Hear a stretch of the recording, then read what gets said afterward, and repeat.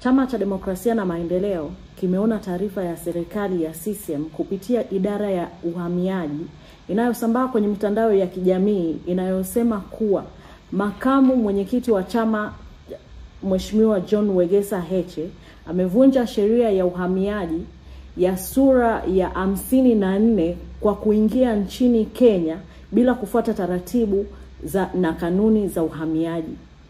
Chama kimechukua taarifa hiyo kwa uzito mkubwa.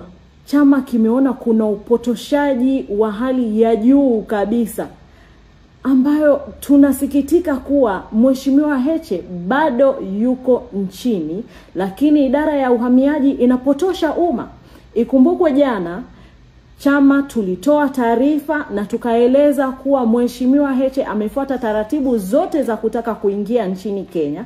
Ameenda boda mpaka wa Sirali, one stop border, na kufuata taratibu za kutaka kuingia nchini Kenya, lakini pasipoti yake ikachukuliwa na akawekwa kizuizini bila kuelezwa sababu yoyote ile.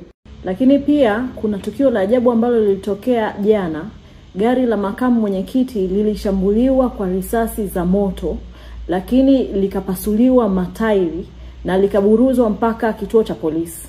Na mpaka dakika hii wamemkamata dereva wa makamu na hawajampa dhamana wala hawajatoa sababu zozote za kumkamata kwake.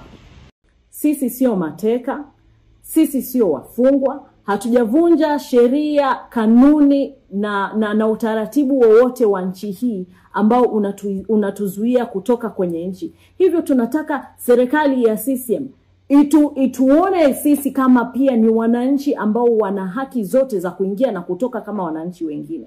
Kuwa mwanachama wa Chadema sio kosa ya nchi hii. Hivyo naomba serikali ifuate taratibu na sheria za nchi hii kama ambavyo sisi tunafuata taratibu na sheria za nchi hii.